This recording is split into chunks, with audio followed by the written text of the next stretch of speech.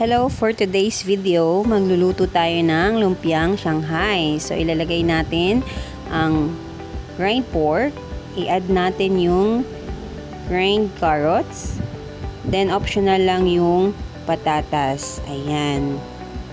So, idagdag din natin yung minced onions, minced garlic, dagdagan din natin ng paminta. Ayan. Asin.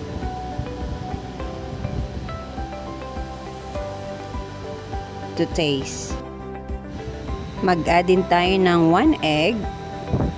This time, i-mix lang natin ang lahat ng ingredients. So, simple ingredients lang para sa lumpiang Shanghai for today's video.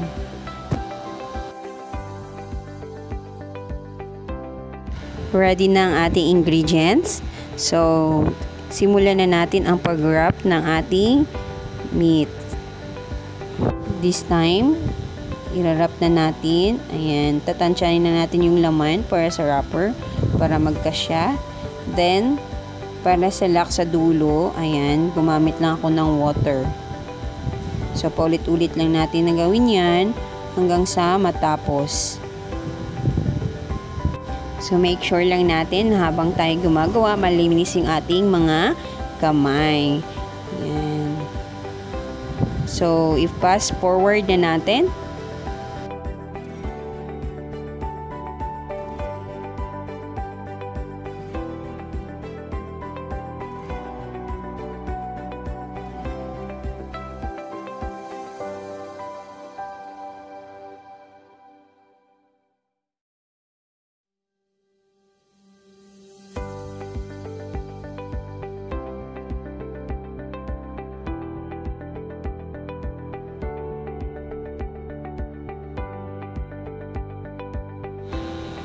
Ayan, ready ng ating lumpiang Shanghai. So, this time, i-prepare na natin ang ating kawali para maluto na natin ito. Initin natin yung malinis nating kawali. Then, ilagay natin yung mantika. After natin mailagay, painitin muna natin yung mantika bago natin iprito yung lumpia.